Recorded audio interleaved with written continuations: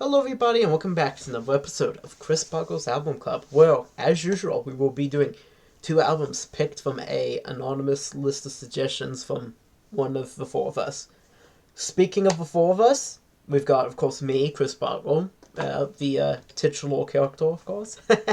Or person, really. Not exactly a character, although, who knows, maybe I really am just a persona made up of this YouTube channel. The world may never know. I also have Ben. Keep on walking in the free world. Matty B, otherwise known as Matthew. Back up! Tell me what you're gonna do now! And, of course, the ever-loving fan. Keep rolling, rolling, rolling, rolling. Keep rolling, rolling, rolling, rolling. Crowd. Alright, y'all excited to hear what today's albums are? Let's go! Yeah. Alright, this is, an interesting pairing. Maybe. Mileage may vary on that, but in my opinion it is. The albums are Dig Me Out by Sleater-Kinney. I hope I'm pronouncing that right. It might be Sleater-Kinney. Somebody I'm sure knows, but I'm not super familiar with this group or person. I'm not actually sure if it's a band or a person, but I'm sure someone will correct me at some point here. And, of course, the ever-famous, ever-familiar Bad by Micheal Jackson. Oh! So, there it is. I mean, that's a pairing. Certainly, that's definitely two albums. And we are going into first impressions. Just rolling right along, starting with you, Ben. So I have heard of Sleater-Kinney, and I believe it's best Sleater-Kinney. But I haven't listened to them. I know that it's like an important alt or indie rock album from the 90s, though. But I may be mixing it up with some other things right now, so I'm not gonna say more than that. I know that it's just kind of a more alt rock. It's critically acclaimed, but I don't know all that much about it. But it is like an important album from alt rock in the 90s. Bad by Micheal Jackson, of course, is well known to everyone here. So I will kind of default to Micheal Jackson. Not default to Micheal Jackson. I would default to Matthew to some extent on Micheal Jackson, though I will say that this album does have Micheal Jackson's best song on it. Maybe you should default to Micheal I was about to Jackson. say, are you gonna defer to my brother? I'm gonna be defaulting to Michael Matthew's brother. No, I'm let like, me now. I'm gonna for my own you're opinion either on deferring to my older brother or a dead. but I But, mean, yeah. yeah. Oh, I was gonna say because But- the vast majority of this album ended up being released as singles that I've heard, even though I haven't sat down and listened to this album before, I know like the vast majority of songs on here. Go ahead, Matthew. So I'm gonna defer to Micheal Jackson, but I have not heard of Kenny. I think it's Kenny. Dig Me Out by Sleater. I'm interested in what that has to do, as well as Bad by Micheal Jackson. This is like the capper of his sort of imperial album run, which started with Off the Wall, and then went to Thriller, and now with Bad. Actually, among those three big albums, um, this is actually my least favorite one, but it has my all-time favorite Micheal Jackson song, and also what I consider probably his best song he's ever done.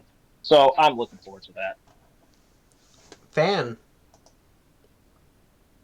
I have never heard of Sleater-Kinney. Looks like they're a girl band. Like a punk girl band from the 90s, so that should be interesting. I'm not a big punk guy, but I'm very excited to hear it. And Bad by Micheal Jackson. It's a classic. I mean, at least like three of these songs is known by probably at least 90% of the general public. Those being Bad, Man of the Meal, and Smooth Criminal. Um, and I'm just really excited to sit down and listen to it. It's a fun album. Alright, well, as for me, I would say my opinions on Bad, or at least my experience with it, is very much the same as Ben's. I've heard most of these songs. I don't think ever together, like back to back, in the way that they all presented, in an album format. But I do know, I think, basically every song from the album in some way or another. As Michael Jackson, he's very much a known factor, I think, to anyone who's even vaguely interested in or familiar with music, whether they like his music or not. I think his style, his sound is very, very much familiar to most people. Which, in my case, this is the opposite with Sleater-Kinney, or Sleater-Kinney, I think Ben said it was. Not familiar with them at all. I have gathered from this conversation that it's a band and not a person. But I don't know. Going into this, I kind of like the name sounds kind of familiar. I do think I've heard it before, maybe somewhere on social media, but I have no really clue what it sounds like or when exactly it's from. I think somebody here said 90s, but I couldn't have told you that before that. I thought it was more recent than that, but I'm wrong apparently. Ben said something about 90s alt rock, so I'm guessing maybe they might sound like the Smashing Pumpkins, but then I know Fan said something about punk, so I don't know. I'm just not a big fan. Similar to Fan, I'm not a big fan of punk, really, in most cases. It's, the deliberately unpolished kind of sloppiness, amateurishness of a lot of punk, and all the kind of rough vocals and rough guitar playing and stuff just really isn't my style. I think you could convey raw emotions, angry emotions and stuff, and still be good at playing your instrumental, still be good at singing. I know there's some elitist types that think punk is the only real music or whatever. I am very much not one of those people. I, for the most part, don't care for punk, but we'll see. This might be good. It might not even be punk, since someone said it was more alt rock. Of course, what is punk? Who knows? Really, that's a pretty nebulous term. But I don't know. It's very much an unknown factor for me, Sleater-Kinney. It might be good, might be bad. I can't tell you if I would like it more or less than Michael Jackson. I'm someone who normally has a much more muted response to Michael Jackson than a lot of people. Either positive or negative, really. So Michael Jackson, he's very much a known factor. His style, his sound, even his songs from this album, specifically, are very much a known factor in my mind. Was Sleater-Kinney here? This is wild card to me. I just don't know how it's gonna go. For any of us, really. I don't think anyone here said they'd heard the Sleater-Kinney album, so should be interesting. Well, I guess sort of going into that blind. So yeah, we're gonna go listen to these albums if no one else has anything to say. We're gonna go listen to these albums, and we will be right back with our thoughts on them. Alright, we're back now, and we've listened to the albums, and we're here to give our thoughts on them. The first album was Dig Me Out by Sleater-Kinney. Kind of interesting. I think that was starting with this one and not Bad, but that was the order that they came out in, and although maybe not the order I read them out in last time, but still, that's the order that they were spread out by the random number generator in, so that's the order I always try to do them in. As usual, we start with Ben. Ben, what were your thoughts on Dig Me Out by, I don't know if it's Sleater or Slater, I still don't know, but Sleater-Kinney. I think it's Sleater-Kinney. Okay. Anyway. Ben, what were your thoughts on Dig Me Out by Sleater-Kinney? I think this album is like a solid B. None of the tracks were like, wow, this is an amazing, great track. I mean, a few tracks did stand out, like Little Babies, which I feel like I had heard before, actually. Yeah, that one sounded familiar. No clue. That one sounded familiar to me, too. I wasn't going to really mention it, but I think maybe I heard that maybe on, like, I don't know, in a movie or like on an ad or something before, because like I don't know why I'd be familiar with it otherwise, but it did sound familiar. I'll agree with you there. Yeah, that song was definitely familiar in a way that I have no clue. But in terms of I mean, this is a punk rock album, like we said in the opening. But I think that there's a lot of different influences in here that are interesting. Um, I found the vocals, which are by, well, actually two different people, but there was, look, I'm not an expert on this band, I apologize for that. I was gonna say who else could answer this, but I'm not sure if anyone here could, unfortunately. I felt like some of the vocal stylings kind of sounded almost like Grace Select. The way that certain notes were elongated reminded me of Grace Select a lot. While the walk on here is, I mean, it's punk, it's simple in that regard, there does seem to be more drawing on like 60s music and almost even, I mean, it's obviously not psychedelic rock at all. It's punk, and in some ways punk is kind of something we could think of as an not opposite exactly, but like punk is a return to simplicity from like the excesses of hard rock, which comes out psychedelic, at least a Paul. And like the Beatles, etc. I mean, as was noted earlier, the album cover is inspired by the Kings. The Kings will in their early albums very garage rocky anyway. I do think this has both this kind of very garage rock, proto punk vibe to it, but it's taken up into this more modern punk. Instead of having like a 90s punk sound, it does have more of this kind of almost proto punk sound.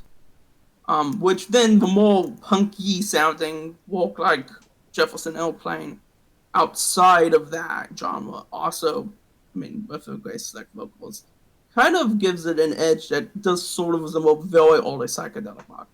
It's again, to be clear, not saying this is psychedelic rock. It is absolutely not. It is not drawing on, say, raga rock, etc. But in the sense of the kind of edge of it is kind of an edge you could get in the best of Jefferson Airplane, Steppenwolf, etc., albeit in a punk rock form. And the actual cultural context for this album is punk.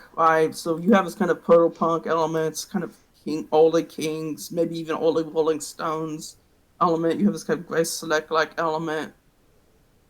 But it's all being taken into the 90s punk and I would say riot gold scene. I know 97 is, to my understanding, relatively late in the riot gold, or relatively late. This is probably not like pure riot gold. It's something like Bikini Kill.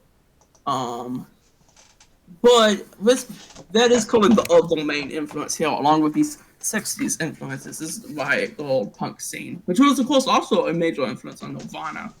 Some of their leading members were friends with Kurt Cobain, or in one case dated Kurt Cobain, and came up with a comment about him smelling like Teen Spirit, etc. Of course, that's Riot Gold, not this band. I don't actually know much about Sleater-Kinney as a like group.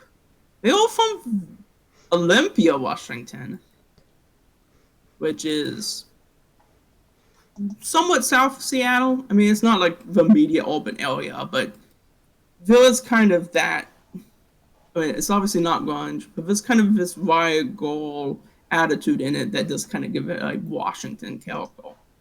But that's taken up, and this album was recorded in Seattle. So that kind of characteristic is then in relationship with these kind of more 60s characteristics that I found very interesting. But if I was to say this album's weakness, it's that none of its songs, even though I think its songs were pretty consistently good, with the example of Little Babies for its oddness, and also its random familiarity, and also I liked words and guitar particularly well. None of the songs are really standing out. We're all kind of basically just B's, which is good. This last album was so much worse than that. and I really enjoyed listening to this, but they all kind of all B minus, B. I mean, I still think it's a good album, though. And it was interesting to listen to and pick out these different influences in it. Matthew. I actually quite enjoyed this album. I didn't have that much expectation coming into Slater-Kinney, but I actually had a good time listening to this album. I would push back on what Ben says that this is a punk rock album. I don't think it's that much punk unless you're like, oh, this has like a minute or two songs or of length, which any song can be that length. But I just like really enjoy this album. I think it's like a very consistent album, although it's not like um, it doesn't have like a big standout song like you only get what you give or something of the sorts. But I think like this is a pretty solid album. I think my favorite track is One More Hour, but like as a whole, as a piece, it was a fun time. Fan. So I would agree. This is well, first I thought this album was great to get that right off the bat. I was listening to a Boredom's album, which we should totally do sometime. That would be a trip to discuss that. But and that's obviously way, way extremely more out there. But there was some kind of similarities that I heard whenever I first heard the song. Like, oh, this isn't actually extremely different from this kind of ultra avant-garde styling. This album isn't a punk album. It isn't, but it's very raw, like a punk album. I think that's where a lot of the comparisons are. And the drummer, whose name is actually Janet Weiss. Yes, it's not a stage name. That's a real name because Janet Weiss from Rocky Horror Picture Show. Um, I absolutely thought it was a stage name. I had to check, and no, it's not. This is the fun fact. But she's doing some kind of punk styling beats as well, and very tom heavy, which is rather punkish, but not exclusive to the genre. She was the best part of the album, though, for sure. I think. This is kind of an indie, kind of a noise album in some ways. It was very abrasive in the best kind, not maybe not the best kind of way, but in a good way. Um, it certainly has alternative influences, has punk influences, has grunge influences. Obviously, like Ben said from Washington, I'm sure there was an overlap, even though as they started in '94, there's still going to be some overlap between the people in the gun scene and with them. Um, I thought there was only I liked every song except I didn't like "Buy the Candy." Personally, I thought that song wasn't very good. There were no drums, which, as I said, was probably my favorite part of this record. Um, but also, it just kind of felt like a parody of the rest of the album. It didn't really fit. It kind of felt like they were doing what people would expect them to do, and it kind of felt very tongue in cheek, and I didn't really enjoy that very much. Um, but this is a great album. I don't know if I have a particular favorite song. I kind of just listen to it as kind of more one conglomerative, with the exception of course Buy the Candy, which I did not really care for. Um, you very very cool album. Lots of cool things happening on it. All right. Well, as for me, I will say I didn't have great expectations of this going into it. But I think it slightly exceeded my expectations. I mean, I thought it was certainly decent. It was pretty good. I did kind of like some of the songs, especially the first two. Also, by Whole Candy, which sounded familiar, and I can't explain why exactly. Um, we already, of course, discussed that. Being Ben. This was also kind of similar, I think, to the Scream, which we did a while back by Susie the Banshees. Not exactly the same, of course, but kind of similar, in a way. And I have kind of warmed up to that album now since we did it. So, but yeah, it's. I mean, it was solid. I think it worked better probably as an album than any of us did separately. It was, I think, a good album. Not a great album, but a good one. So, yeah, I'm not sure there's a huge amount I have to say that the others didn't say, but maybe a little more lukewarm, I guess, in my response than they were. But I did kind of expect it to be kind of annoying, and it really wasn't. So, just like based off of the style, kind of 90s alt rock, and also kind of wannabe punk, wannabe, just based off of what I could kind of glean from the Wikipedia page before actually listening to it, I thought maybe it would be bad, but it wasn't bad. So it did exceed my expectations. It was actually kind of good. Yeah, Bad's next. Fan said that just now in chat. Bad's next, and he's right. So we're going on to Bad by Micheal Jackson on that note. And we are going to you, Ben. What were your thoughts on this album? Or what are your thoughts on this album? It's bad. It's bad. It's really, really bad. Now that we got that out the way, obviously this album is not actually really bad. We just have to say it. I do feel like this album was less even than the Sleater-Kinney album. The Sleater-Kinney album felt like it was kind of the same quality throughout. This album, I don't think any of the songs are heel bad either, but it did feel like my enjoyment was kind of more uneven while listening to it. But what that does mean in practice is that there are some songs on here that were really good.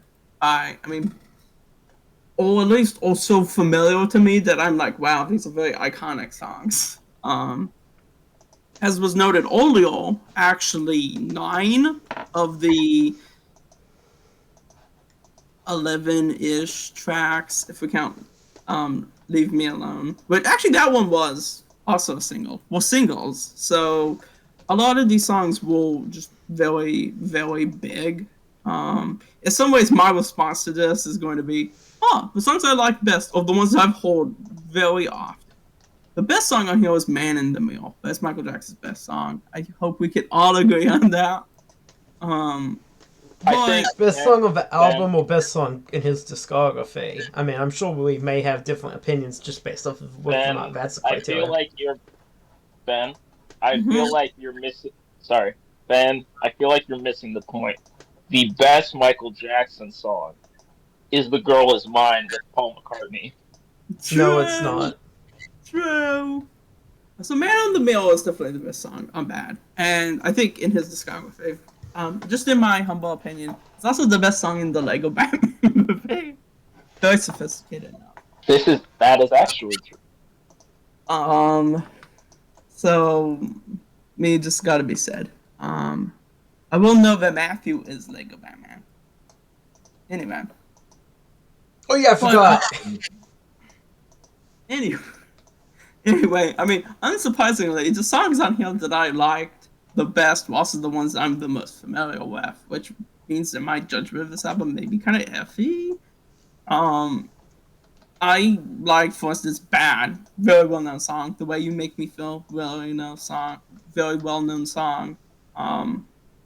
Smooth Criminal. Even if I kind of like the cover of the new metal cover of it.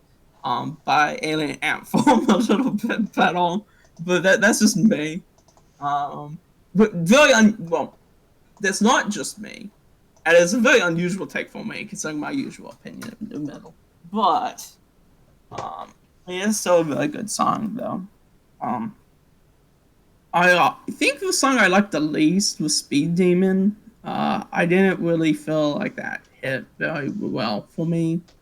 It's not a bad Well, I mean, it's a bad song, but it's not like a bad song. I think that this album altogether was quite good. Which is not surprising. It's very well produced by Quincy Jones, of course, and also by Michael Jackson. I mean, yeah, he was the biggest pop star alive in the 80s. Unsurprisingly, a lot of work went into this. I don't know what much else there is to say about it from me. I'll turn it over to Matthew, who has, I'm sure, 10 billion other thoughts that I could not even think of. No, wait, Ben, you didn't say whether or not you liked it more or less than Thriller. Oh, do I like it more or less than Thriller?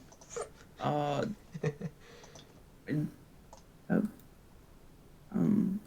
I was not prepared to answer this question. Let me think. Okay, it's fine if you don't. If you know, to be fair, Thriller's not the album we're covering here. I think I like this album better than Thriller, but I wasn't thinking about that question while listening to it. Obviously, Thriller also has some very good songs on it. Yeah, that's not really a question I've thought about. I'm sure it's a question Matthew's thought about, though, so let's turn it over to him. Alright, Matthew, what are your thoughts on this album? Why, thank you, Ben. I quite enjoyed this album. I will say, and if you all may, I may go on for a bit for this album. I think this album is what Return of the Jedi is to what Off the Wall and Thriller, Star Wars 77, and Empire Strikes Back. I think of the three big Michael Jackson albums, I think this is the third best one. For me, it's Thriller, Off the Wall, and then Bad. Or some days it's Off the Wall, then Thriller, then Bad. I think with those albums, I think there's like, at minimum, maybe one track you might skip. But for me, those albums are very 12 out of 10 albums, and I don't skip any songs that I listen to. They are well known in my head about the songs in these albums. With Bad, I would say the second half of this album, from Another Part of Me onward, is stronger than the first half. I think there's like a stretch of like Liberian Girl and Just Good Friends that are kind of my least favorite songs of the album. I think it starts really strong with Bad and The Way You Make Me Feel. And I have a soft spot for Speed Demon because I remember playing the Michael Jackson The Experience game on Wii. So, but I understand why Ben didn't really connect with Speed Demon that much. But really, when this album really hits is the second half of the album. It's basically hit upon hit upon hit upon hit, where it has the best Michael Jackson song, which is Man of the Mirror, and then it's I Just Can't Stop Loving You, then Dirty Diana, and then Smooth Criminal, and then an underrated song in my book, Leave Me Alone, which should be a song that should be a meme. Well, it is a meme in my heart, but this album was just like a time where like albums were the biggest thing in the world. This album was the first one to have 5 #1 hits, which were Bad, Man in the Mirror, The Way You Make Me Feel, I Just Can't Stop Loving You, and Dirty Diana. I think production-wise, it's kind of the weakest of the Quincy Jones. I think Off the Wall and Thriller were better, and and this one is kind of more like, especially with Thriller, it had a lot of diverse genre inspirations. Like it had funk, it had a couple of rock, it had pop, it had disco, it had rhythm and blues. This also continues that. It's kind of basically moving towards to his next album, which was Dangerous, which is very much like New Jack Swing. But yeah, I think that's all I have to say. I think this is like a really good album. I would still say that it's the least good of of his three mainstays, but this is it's the King of Pop for a reason. All right. Well, we are going on to fan. So this album, I thought it was okay. I agree with Ben, and Matthew to some extent, that this album was rather disjointed. I feel like it didn't like it. I don't know. There were a lot of great songs, and there were some songs that I just really were pretty bored by. This is an amazing production, of course, obviously. Although one thing that I thought was interesting is like this album could not have come out any other year than 1987. Just listening to it, this is the most 1987 sounding thing that's ever existed. It is like exactly of the time, which I feel like Off the Wall and Thriller are going to kind of take off on Matthew's idea of these three being the big three Michael Jackson albums, and say those two albums could have come out in any era. Those two sound a lot more timeless than this one. And that's one kind of thing that kind of got to me is this album doesn't really have a timeless sound to it. It's very of the time, which there's nothing wrong with. Most albums are, but I think that's the thing that separates a Thriller and Off the Wall from this is that the truly great albums don't necessarily sound like they could have only come out in one specific year. Because I almost feel like I don't know. I do have to confess, the last two people said "Man of the Mirror" was the best Michael Jackson song. I didn't even think it was like that great of a song on the album. And I know that's gonna come as a shock, but I don't know. It just didn't vibe with me. It felt, it was kind of weird. It's like all these '80s bands, like around this time, it was all kind of like "We Are the World." They all kind of had songs like that. Where it was like, "Everybody get out and do good in the world." Yeah, You do understand "We Are the World" was co-written by Michael Jackson, right? yeah. Yeah, I which just want to make that clear that there's a reason why that and Man of the Mirror is so similar. It's because they're by the same guy. It's not even just like other people all throughout the decade doing the same style. I mean, it is literally the same guy. Yeah, but there's also like, like Genesis did Land of Confusion around this time. Yeah. This is bad. We all have to rise up and be together. Grateful Dead even threw in Throwing Stones, a very political song. Stuff like that. It wasn't just Michael Jackson, but that was just a thing. Obviously, yeah, he was True. the biggest contributor of it. I always took Land of Confusion to be kind of somewhat of a generational type of thing about like, this is my generation, we're partly to blame for people like Reagan coming to power, whereas I don't take Man of the Mirror to be kind of on that theme exactly at all. I mean, it's, I guess, kind of an optimistic, let's do better sort of song. Both of them kind of all, I say, that's not exactly true of Land of Confusion as much as is Man of the Mirror, but I personally consider, and sorry to talk over you a bit here, I just want to say, I personally do consider them to be on a somewhat different theme. Man of the Mirror is kind of like, first you gotta do better yourself before you can change anyone else, and, this is me and I'm gonna do better, whereas Land of Confusion's like, my generation needs to kind of own up and say we have some of the blame and do better.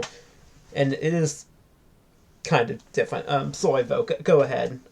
No, and I do agree with you. They are different, certainly enough to warrant bringing that up. But I feel like there are also those similarities of, even though Man of the Mirror is very much self-empowerment more than anything, and going out and doing good, there is still that kind of element to it. I don't know. I guess it is probably a fault of mine where I just kind of throw any song that kind of involves that. But it just kind of feels like that was very of the time.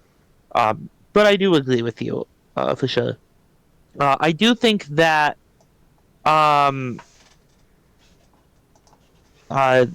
this album was kind of disjointed until the end.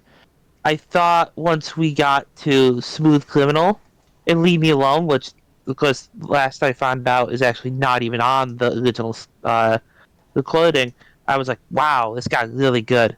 Smooth Criminal is definitely, for me, the best song on this album. Probably, easily a top 5 Michael Jackson song. Not probably, easily. Just like, the album felt kind of disjointed, kind of meh, and then that hit, and it's just like pop masterpiece just washes over you just entirely. Just truly like a perfect pop song. Um, I probably would have arranged it. I probably would have had Smooth Criminal open side too. I feel like that probably would have had a bigger impact if I was the producer, which obviously I would be extremely unqualified to be the producer of a Michael Jackson album in 1987. But that would be my suggestion. Would kind of because I feel like it kind of opened up a little light. I feel like kind of need a punch in the face, like a Smooth Criminal, to kind of get us back after Liberian Girl and Just Good Friends. Which I know Matthew and I agree with him. Those kind of weren't that great.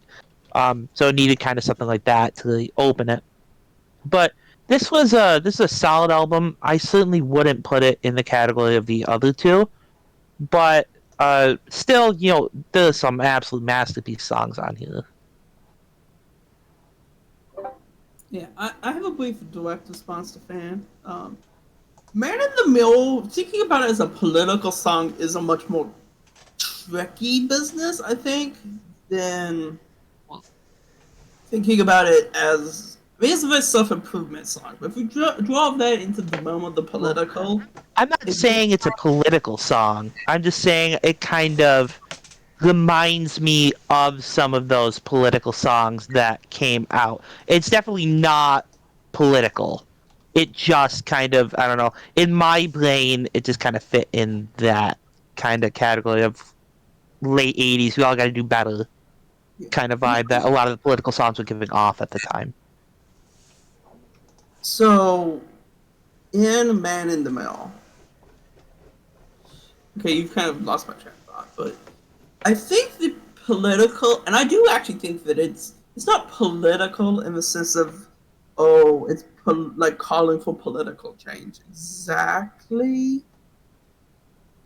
I mean, there's just kind of sense of societal problems in the opening, right? That's since I think Fan is completely right that it is like We Are the World in that regard, all these other songs like that. I would say the political attitude of it is somewhat similar, and to the extent it's actually political, which I think it's not really. It could be maybe to be like post-political. Which is a weird term, I know, but that the attitude is kind of this. I mean, the basis of political change is individual change. It reminds me of a line in Revolution, especially the whole version of it from the single. That's because the attitude in the White Album is a little bit different, even with one word changing. But the attitude of better free your mind instead. Of course, that is in Revolution is a very Timothy Leary sentiment. Right, freeing your mind is like instead of doing Maoism. It's not like I'm going to endorse Maoism. I'm obviously not. But like instead of doing Maoism or like the cultural revolution, you should free your mind instead. And this is somewhat. I think the Man in the Mill's attitude is less passive than Revolution's, in the sense of Michael Jackson is trying to take this kind of we need to change the world in like a very vague way. This is common in the 80s, into tension or in relationship with. But if you want to make a world a better place, you better look at yourself and make that change. I mean, you have this kind of. It's a very individualistic song in that sense. That individual changes. I mean, it kind of reminds me of almost an early 90s zeitgeist, where it's like, you should do recycling. Of course you should do recycling. Or you should do all of these things to help doing that. And yeah, that's true. It is worth noting. It's not worth noting that Michael Jackson is not the writer of this song. But the attitude in this is kind of this individualism leading out towards better change. As a political theory, I don't really agree with that. I mean, there's some sense of it's true, but trying to be like, first you have to do your individual changes, and that sprawls outward. I mean, on the other hand, I don't think the opposite of that is also true, which is that, you can ignore your personal feelings. That's probably a bad recipe. And but in that sense, this is kind of very individualistic, almost neoliberal, and not in an insulting sense, political attitude towards it. Not in terms of like austerity or whatever, but thinking about how do we engage in politics, and that era is very individualistic, even if it's not like, this isn't like I love Reaganism thing at all. So in that sense, the politics of it are kind of weak. If I'm trying to think about this, it's like, oh, this is this philosophical thing about politics. Like, yeah, the song is a lot worse. But in terms of thinking about it as a song that's like, you should make that change in some personal sense, about personal self-reflection, which is not bad, right? We do not need to negate that just because that's not a very good political theory of change. I'm reflecting on myself. I have to look at the man in the mirror. That's a good place for me to start with myself. I don't think that that's a bad sentiment, really. Even if it's like not a complete political theory of change. Starting with the man in the mirror is not a terrible idea, I don't think. Especially if your aims are not like strictly political and are more kind of just self-improvements. I mean, I would expect in a less broken society that this function would be somewhat more functional. That one self-improvement could be constitutive of the self-improvement of all. I don't think that that's a bad idea necessarily. Though if we're trying to like actually turn that into politics, I don't think that really works. And is conditioned by the time that this song was written. So I kind of agree with Fan on that. Yeah. I do think me and Ben generally have a. We very much share at least like. No, I pretty much agree with everything he said. I guess, like I said, it's just kind of how my brain is wired. I thought that they kind of very much relate to just that thing, and I think me and Ben do generally agree on that.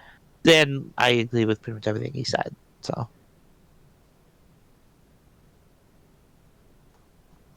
Okay. Well. Okay. We've gone a bit derailed here, but it's now time for my thoughts of the album. But before I go to that, I do want to say my opinion of Man of the Mirror is just, it's only political if the person who's listening to the song, I guess, is political and needs to change their politics to be better.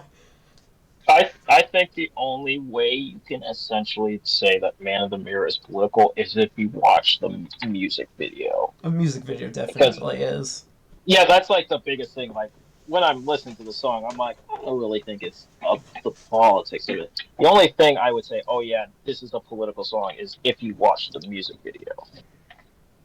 Which also, along with Thriller, was like, this album was like a mainstay and try to like how music videos used to be like valued, and like Micheal Jackson was like, he had, he literally had one of the greatest directors of all time, Martin Scorsese, to do the Bad music video. It's like basically like having, Taylor Swift getting Greta Gerwig to do like direct the music video. Like they don't have like big time directors like, Madonna when she did Vogue. She had David Fincher, who did like, Fight Club and Seven and Social Network and Gone Girl. Like this was like an era where like people put effort into music videos. It isn't just kind of like, half-assed essentially. Like this was like like basically making a movie in a sense. Oh, what? Um, well, I don't. Sorry if I'm changing the topic from one you brought up, Matthew, but back to my thoughts on the album. Um, so, as I said, I already knew all of these songs from this album just from hearing them on radio so much. Especially Bad and The Way You Make Me Feel. I hear a lot. Smooth Criminal, Dirty Diana, quite a bit as well. Man of the Mule, of course, I was very familiar with. Although my local station doesn't play it nearly as much as Bad or The Way You Make Me Feel. Um, so I listened to this, and I will say that I liked Man of the Mule, but other than that, I feel like some degree the ones I guess enjoyed a bit more was ones I've heard a bit less. Another part of me, they don't really play on my local station at all. And that's a good one. I Can't Stop Loving You as well, and they don't really play. And so that was another one that I just kind of, I guess, enjoyed more while sitting back here and listening to the album, just because it's been less beaten into my head than, like, the title track of Way You Make Me Feel. Those two in particular. And I Just Can't Stop Loving You actually was the lead single from this album, so it's strange that it's been kind of a bit overshadowed by some other ones, but it has, at least on my local stations. As for that, though, I will say people said this album was uneven. I'll agree with that. Certainly, I know I said in the overweighted songs episode, which was a long time ago. That was a video we did a long time back. I said that I thought the most overrated Michael Jackson song was Smooth Criminal. I'm going to take that back. I'm going to retract that right now. And I'm going to be taking that monocle, I guess, most overrated Michael Jackson song. I'm going to be moving it over to Bad, because Bad's not a bad song, despite being named Bad and being on Bad. Yeah. But it's of the like good songs on the album, it's probably the weakest one.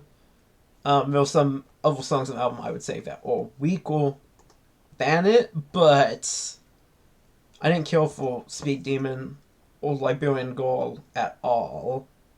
And Bad's probably still better than Dirty Diana, but as well. But I'm not sure I'd say that's a bad song. But still, of the big songs that I play off the radio a lot, Bad's just not. Of the big Michael Jackson songs I play on the radio a lot, Bad is one of the weaker ones.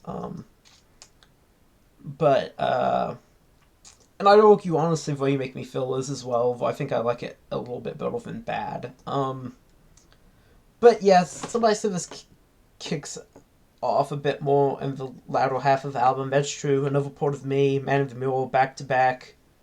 Really good having those two back to back. Both really good songs. Then of course I Just Can't Stop Loving You as a good one. You also have Smooth Criminal, which I'm feeling a bit more favorable to recently. There's that, I guess. So, I mean, there was good stuff. I mean, there was quite a bit to love on this album, or at least quite a bit to like.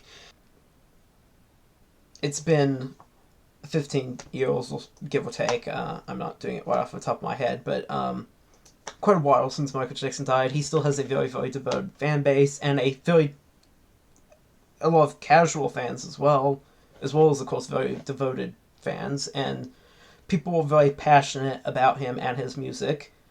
And I usually have a more muted reaction to Michael Jackson than a lot of people do. I do think, in a lot of ways, his music is overrated. That said, I do think his music is still good, unlike some of the people whose music I think is overrated.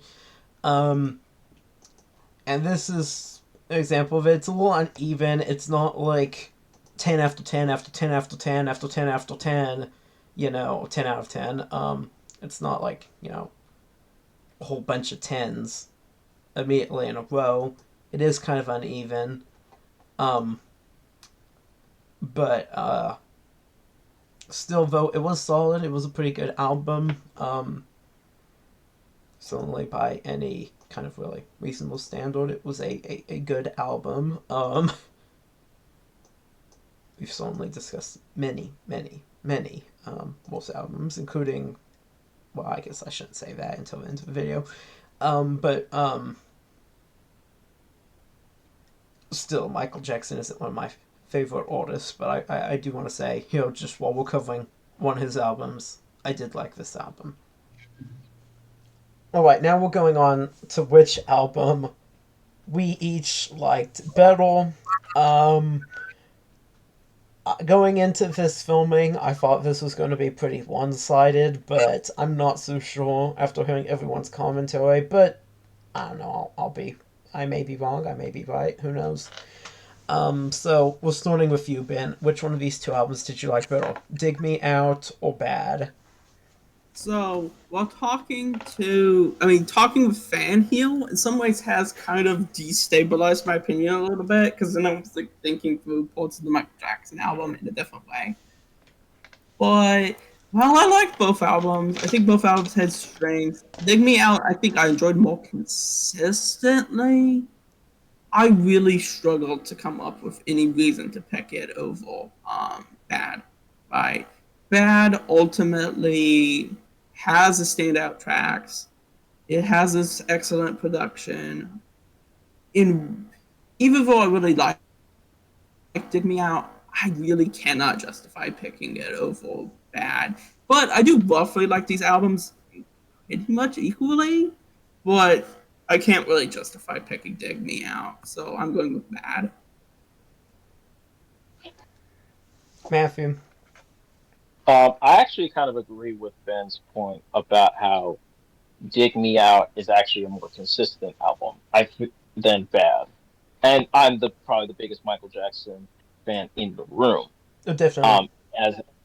And I basically stated that of the three big kind of Micheal Jackson trilogy, the Micheal Jackson trilogy, you can say that. This is my least favorite one. It's also the one that I probably grew up with the least.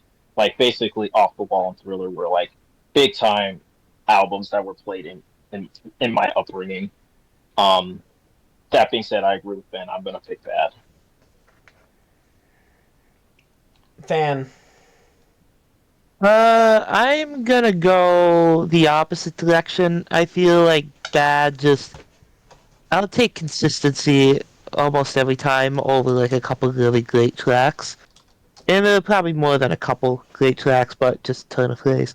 I think Dig Me Out was overall a much better album. It flowed better. Like I said, there's only one real song I didn't enjoy, and it was only like 2 minutes of the album. So I think I'll take the consistency, and I like the weirdness too. I like weird music, so I'm gonna go with Sleater-Kinney. Sleater-Kinney. Dig Me Out. All of us have, kind of, I think, off and on maybe botched the name a bit. Kind of goes with the territory with listening to things you've never I heard actually of. watched a video. I watched a video of an interview to make sure I got it right, and I still got it wrong.